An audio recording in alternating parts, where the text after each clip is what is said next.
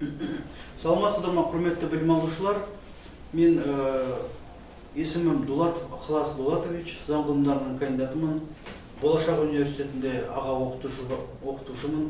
Сыбайлас жемқорлыққа қарсы іс-қимыл бойынша сыбайлас жемқорлыққа қарсы мәдениетті қалыптастыру сабағы бойынша жаңағыдай оқытушымын. Енді бүгінгі біздің сабағымыз сыбайлас жемқорлыққа қарсы мәдениет негіздері сабағына кіріспе болып саналады. Демек, сыбайлас жемқорлыққа қарсы мәдениетті қалыптастыру. Бұл өзі бірінші біз бұл сабақты бастаған кезде біз түсініп алуымыз керекпіз. Жалпылай тақырыбымыздың аты да, бүгінгі сабағымыздың аты да, жалпы оқитын дәрісім пәніміздің аты сыбайлас жемқорлыққа қарсы мәдениет негіздері болып саналады. Енді бізде сыбайлас жемқорлыққа қарсы іс-қимыл туралы заң бар. 2016 жылы қабылданған болатын. Заңды күшіне енген 1 қаңтардан бастап. Ал 1998 жыл мен 2016 жылға дейінгі аралықта сыбайлас жемқорлықпен күрес деген заң болды. Ол заңның мақсаты, негізгі мақсаты жауапқа тарту, сыбайлас жемқорлықтың алдын алу, сыбайлас жемқорлықпен күрес жүргізу, жауапқа тарту, және де тиісті адамдарды қылмыстық жауапқа тарту, әкімшілік жауапқа тарту болатын. Ал енді қазіргі 2016 жылдың 1 қаңтарынан бастап заңды күшіне енген сыбайлас жемқорлыққа қарсы іс-қимыл туралы заңда көбінесе жаңағыдай сыбайлас жемқорлықтың алдын алу, болдырмау, тыю іс-шаралары жүзеге асырылады. Бағыт сондай. Демек, тек қана қылмыстық жауапқа, әкімшілік жауапқа ғана тартып қою емес, тек қана мынау сыбайлас жемқорлық құқық бұзушылық жасаған адамдарды анықтап, жауапқа тартып, қамаққа алып, бас бостандығынан айыру, жаза тағайындау емес. Және де осы басты міндеттердің бірі сыбайлас жемқорлықтың алдын алу, сыбайлас жемқорлықты болдырмау, превентивтік әртүрлі іс-шараларды жүргізу болып отыр. Ал мысалы үшін шетел мемлекеттерінде, Сингапур мемлекетінде, мысалы үшін Швеция, Ұлыбритания секілді Европа мемлекеттерінде осы жағында сыбайлас жемқорлыққа қарсы іс-қимыл барысында 80% сыбайлас жемқорлықтың алдын алу мен болдыруға бағытталады, 20% әкімшілік болмаса қылмыстық жауаптылыққа тарту іс-шараларын жүргізуге бағытталады жаңағыдай. Осы сыбайлас жемқорлыққа қарсы іс-қимыл жүргізу. Енді осы сыбайлас жемқорлыққа қарсы іс-қимыл біздің мемлекетімізде қалай жүргізіледі?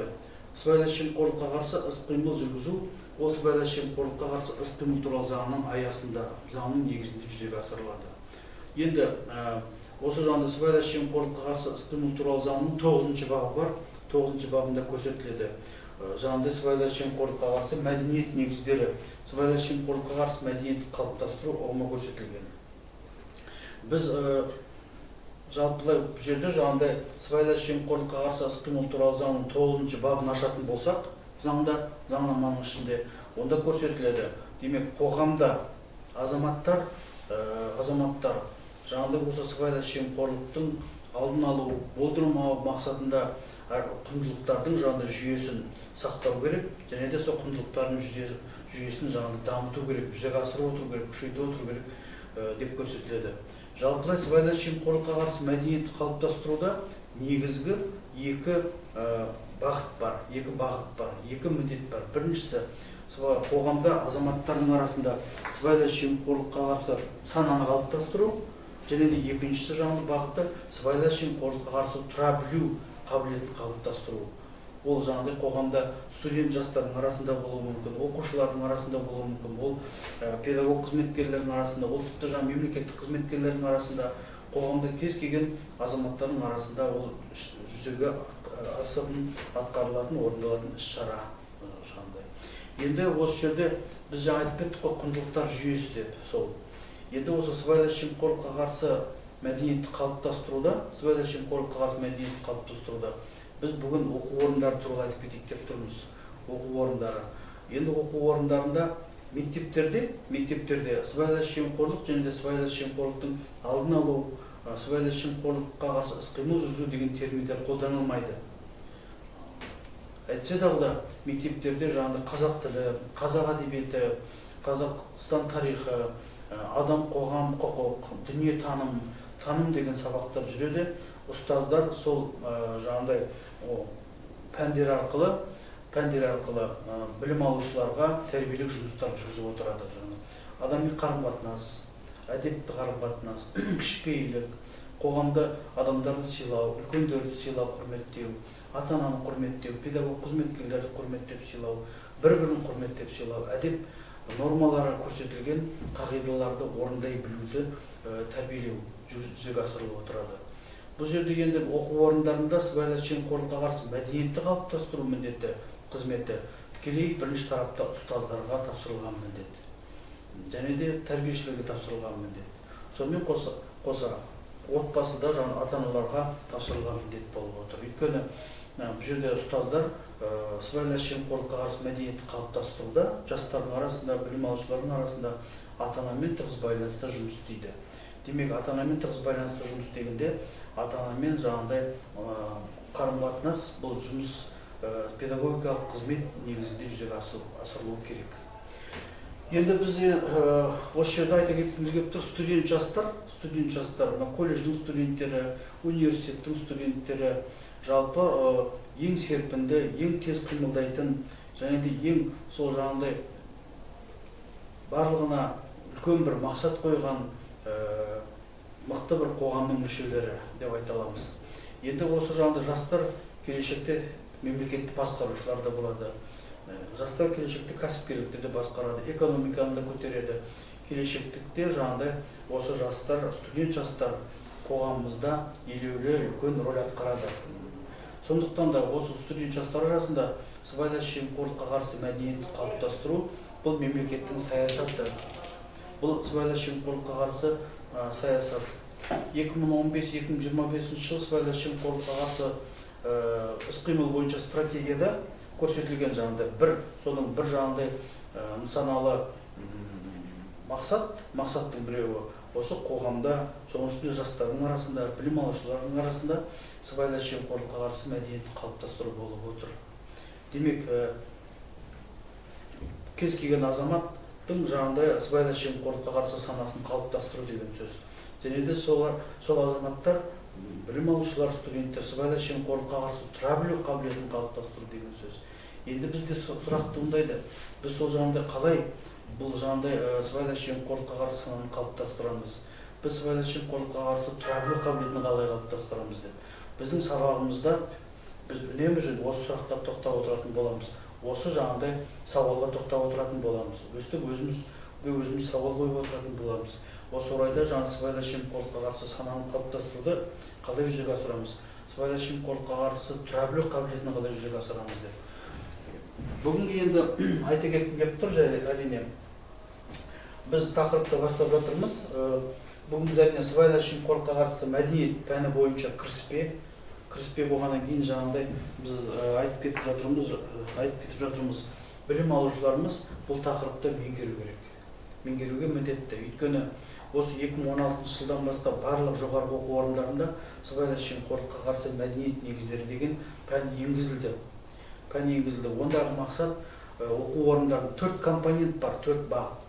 Бірінші компоненті ондағы сол оқу орындарында сыбайлас жемқорлық бұзушылықты болдырмау, жолын кесу.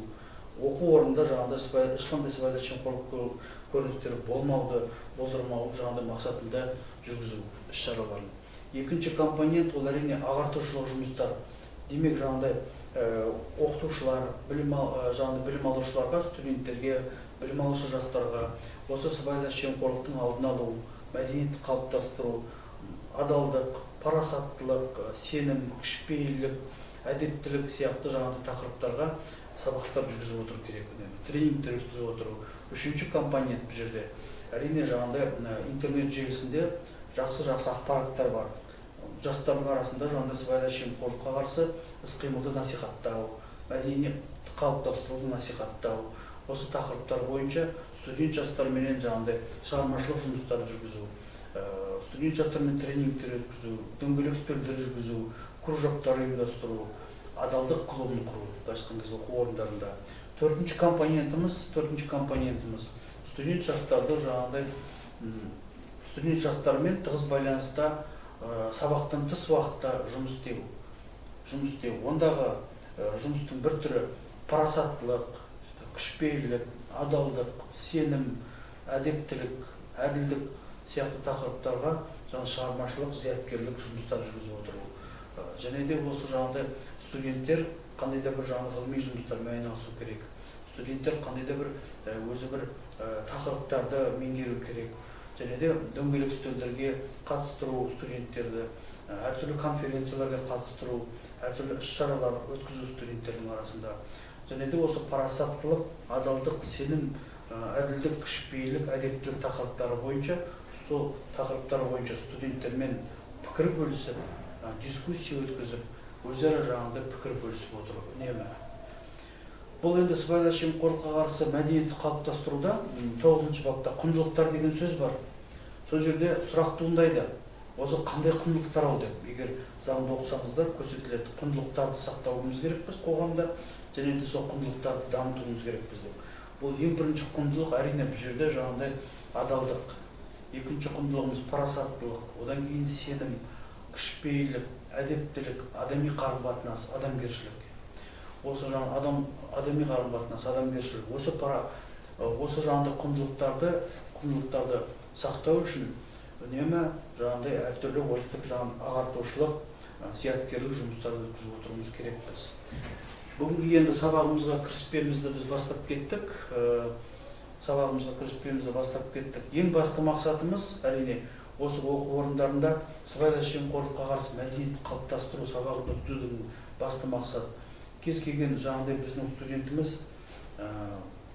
келешекте қызметке барғанда, жұмысқа барған кезде сыбайлас жемқорлық сияқты көрініске қарсы тұра білу, санасын қалыптастыру. Екінші жаңағыдай сыбайлас жемқорлыққа қарсы сананы қалыптастыру.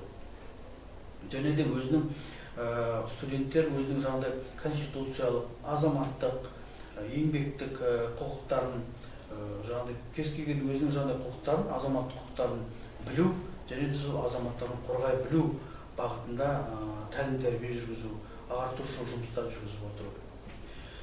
Енді осы жерде бір мысал келтіргім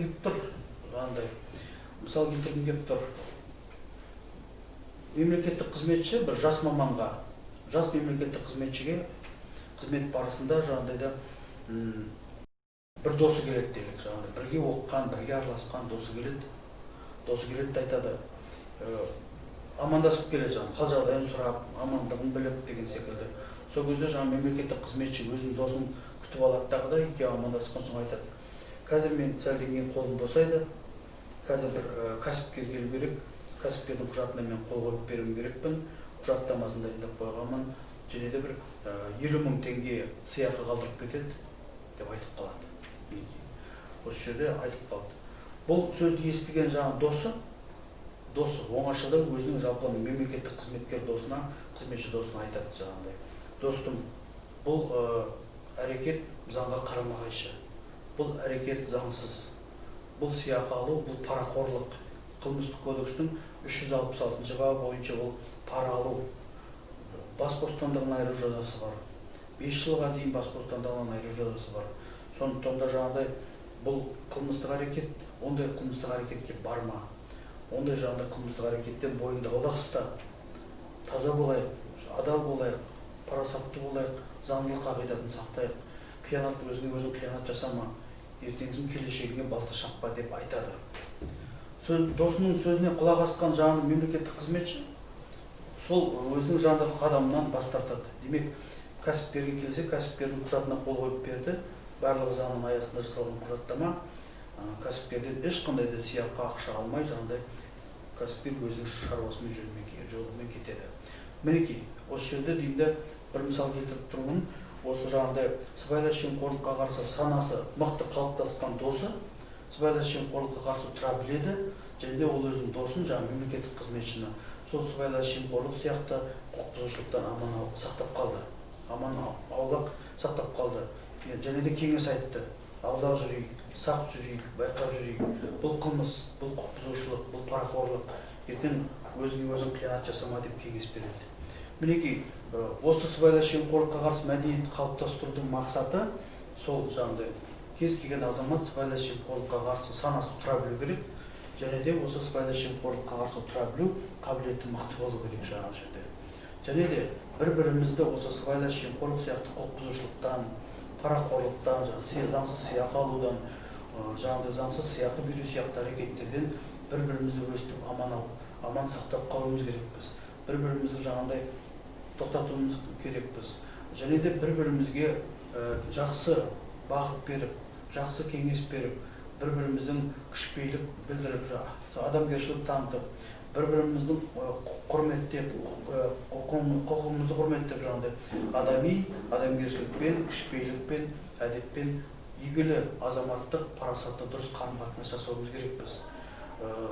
Деген бағытта осы жаңағыдай сыбайлас жемқорлыққа қарсы мәдениетті қалыптастыру сабағымыз енді жаңағыдай сабағымыздың мақсаты солай. Осы бағытта жүзеге асыру. Жастардың арасында осындай бағыттарда тәрбие жұмыстарын жүргізу. Сыбайлас жемқорлыққа қарсы жаңағыдай оқу жұмыстарын жүргізумен, білім берумен, сыбайлас жемқорлыққа қарсы тәрбие жұмыстарын жүргізу екеуі бір тұтас. Бөліп айтуға болмайды, жаңағыдай екеуі бір тұтас. Ең басты мақсат сол келешекте білім алушыларымыз, жастарымыз сыбайлас жемқорлық сияқты әрекеттерден сақ болу керек. Сыбайлас жемқорлық сияқты санасы қарсы болу керек. Және де сыбайлас жемқорлыққа қарсы тұра білу қабілеті мықты болу керек. Ол үшін әрине жаңағыдай үнемі ағартушылық жұмыстарын жүргізу, үнемі сабақтар өткізіп отыру, адалдық, парасаттылық, кішіпейілдік, әдептілік және де заңдылық қағидаттарын жақсылап меңгеру, және де ең басты бір қағиданың біреуі тағы да ешқашан да бөтеннің мүлкіне, затына, оның жаңағыдай өзінің бір құқығына, соңында ақшасына, қаражатына, мүлкіне ешқашан да көз салмау, және де қол сұқпау. Бүгін енді осы кіріспе сабағын бастап айта келе дейді, бірінші жаңағыдай лекциямыз біздің соны айтып кеткім келіп тұр. Бірінші лекциямыз осы аптада сыбайлас жемқорлыққа қарсы мәдениет негіздері пәні бойынша дәрістер. Сыбайлас жемқорлық ұғымы деп тұр. Сыбайлас жемқорлық ұғымы. Біз әрине жаңағыдай сыбайлас жемқорлық, парақорлық, пара беру, пара алды, заңсыз сыйақы деген сөздерді қоғамда естіп жүреміз. Енді өз көпшілігіміз білеміз де әрине ол жаңа сыбайлас жемқорлықтың не екенін. Әйтсе дағы да бұл енді сыбайлас жемқорлық ұғымына заңды түрде сыбайлас жемқорлыққа қарсы іс-қимыл туралы заңның 1-ші бабында түсініктеме берілді. Осы 2016 жылдан бастап. Демек сыбайлас жемқорлық дегеніміз ол мемлекеттік қызметші, кез келген мемлекеттік қызметші лауазымды адам өзінің қызмет бабын, лауазым өкілеттігін пайдалана отырып, қызметті пайдалана отырып, басқа бір адамның пара берушінің жаңағыдай ұпайына, соның жаңағыдай мақсатына, соның жаңағыдай қалауына орай заңсыз әрекет жасауы, заңсыз ақша, дүние, мүлік, сыйақы алып, заңсыз әрекет жасауы екеуі. Енді бұл жерде айта кеткіміз келіп тұр, тағы да біз енді ұғымға әрине түсініктеме беріп тұрмыз ғой. Біз келесі сабағымызда бізде семинар сабағы болады. Семинар сабағында біз талдап тоқтап кететін боламыз. Енді әрине көріңіз, бұл сыбайлас жемқорлық бойынша міндетті түрде әрине бұл заңсыз әрекет болғаннан кейін, қылмыстық әрекет болғаннан кейін, әкімшілік құқық бұзушылық болғаннан кейін, бұл заңсыз әрекетке әрине міндетті түрде жаңағыдай нормативтік актілер бойынша жауаптылық бар.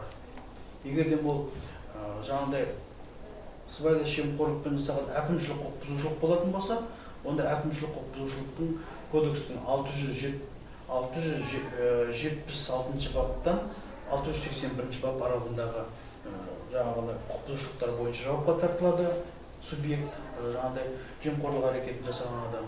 Ал егер де ол жаңағыдай сыбайлас жемқорлықпен жасаған қылмыстық әрекет болатын болса, қылмыстық құқық бұзушылық болатын болса, онда қылмыстық кодекстің жаңағыдай 361 бап пен 371 бап аралығындағы қылмыстар бойынша сараланады әрекеті.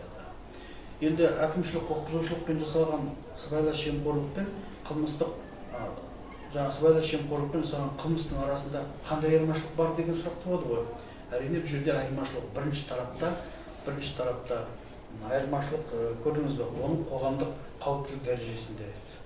қоғамдық қауіптілік дәрежесінде, демек қауіптілік дәрежесінде қаншалықты ол әрекет, жаңағыдай сыбайлас жемқорлық әрекеті қоғамға, адамдарға, басқа бір азаматтарға, олардың құқыларына, мемлекеттік органға, болмаса коммерциялық ұйымға қаншалықты ол зиян келтіреді. Екінші, әрине ол жазаланушылық деген бар. Жазаланушылық.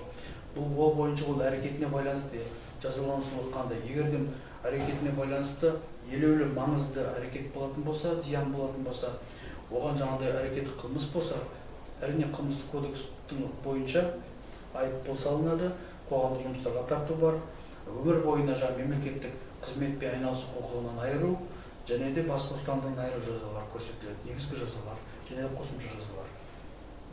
Жазаланушылық. Ал енді сыбайлас жемқорлықпен әкімшілік құқық бұзушылық болатын болса, 676 бап пен 671 бап аралығында бұл жерде жазаның ішінде, тек қана жазалану ішінде, бұл нормативтік актінің ішінде тек қана айыппұл ғана көрсетіледі. 100 айлық есептік көрсеткіштен 1500 айлық есептік көрсеткішке дейінгі аралықта жаңағыдай айыппұл салу. 1 айлық есептік көрсеткіште жаңағыда қазір айыппұл салудың өзі мінекей 1 айлық есептік көрсеткіш 2020 жылғы осы апрель айынан бастап жаңағы 2778 теңге. 2 айлық есептік көрсеткішіміз 5556 теңге. Мінекей сонда тағы да бір ескеретін жағдай бар бұл жерде. Жақында осы сыбайлас жемқорлыққа қарсы іс-қимыл туралы заң мен қылмыстық кодекске өзгерістер енгізілді. Осы жаңағыдай парақорлық қылмыстары бойынша, парақорлық құқық бұзушылықтары бойынша да. Енді оның алдында да әрине, егер де жаңағыдай параның құны 2 айлық есептік көрсеткіштен асатын болса, онда ол қылмыстық әрекет болып саналады, және де қылмыстық жауаптылыққа тартылады.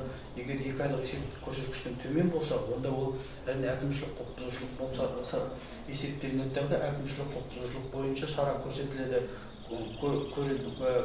деп алдында да айтылған болатын да. Ал бұл жерде әрине ескеретін жағдай жалпы мемлекеттік қызметшілерге ескерту ретінде айтылып отыр бұл жерде. Мемлекеттік қызметшілер жалпылай толығымен мемлекеттік қызметшілерге мынау жағдайда пара алу, сыйлықтар алу, әртүрлі жағдай сыйақылар алуға толығымен тыйым салынады өздеріне де, және де отбасы мүшелеріне де. Енді ол біздің көптеген студенттеріміз келешекте әрине мемлекеттік қызметші болғысы келеді, лауазымды тұлға адам болғылары келеді, әртүрлі салада әлі еңбек атқаратын болады. Сол кезде деймін, бұл өзі сыбайлас жемқорлық дегеніміз не? Сыбайлас жемқорлыққа қарсы мәдениетті қалыптастыру және сыбайлас жемқорлыққа қарсы іс-қимыл туралы заңның баптарын білу өте жаңағыдай көп пайдасын тигізетіні сөзсіз. Осы жерде енді лекциямызға келетін болсақ, екінші лекциямыз бар. Екінші лекциямыз сыбайлас жемқорлық туралы ұғымдардың даму тарихы.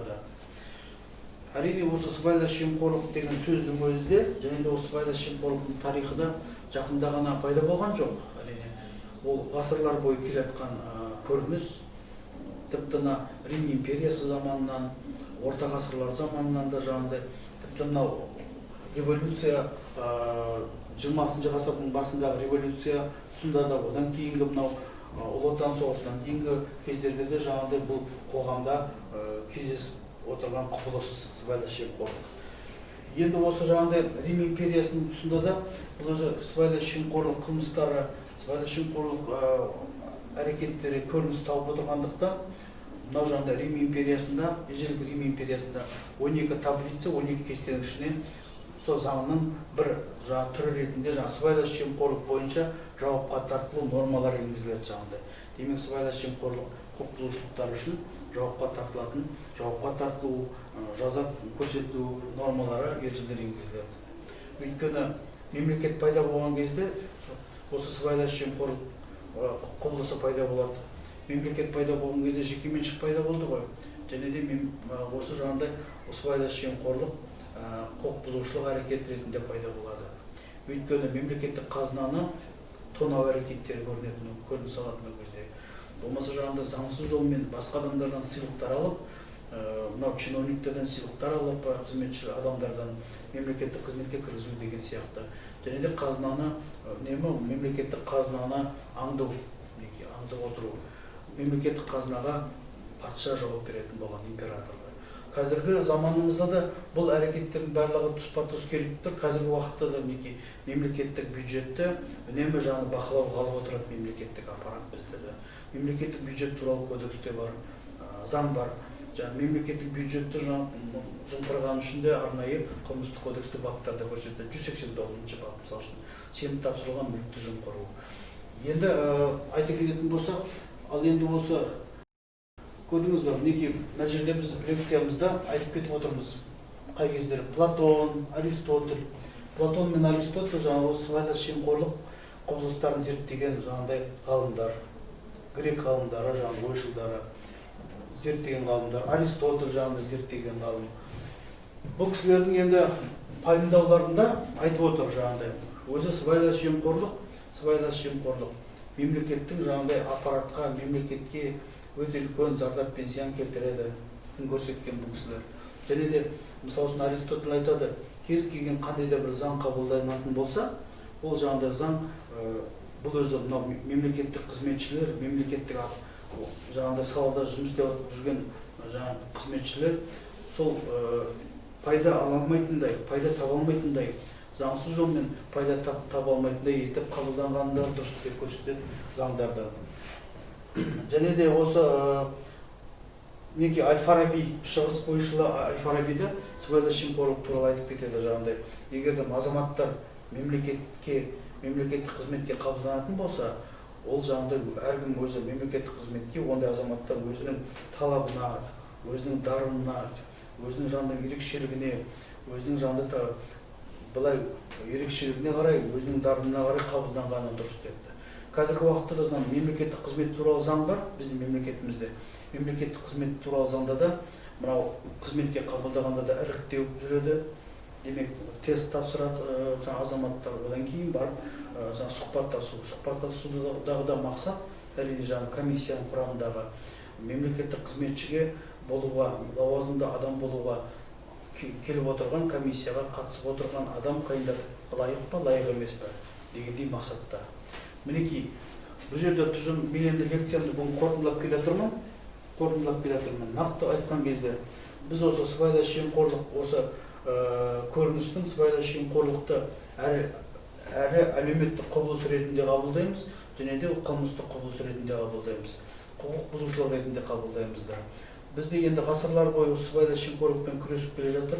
Қазір мемлекеттік аппаратымыздың саясаты қоғамда, соның ішінде жастардың арасында сыбайлас жемқорлыққа қарсы сананы қалыптастыру, сыбайлас жемқорлыққа қарсы мәдениетті қалыптастыру, сыбайлас жемқорлыққа қарсы тұра білу қабілетін қалыптастыру және жастарымыздың келешекте кішіпейіл, адал, парасатты, өте сенуге болатындай, әдепті болатындай, мәдениетті болатындай игілі бір қоғамның мүшелері етіп тәрбиелеу. Көп рахмет.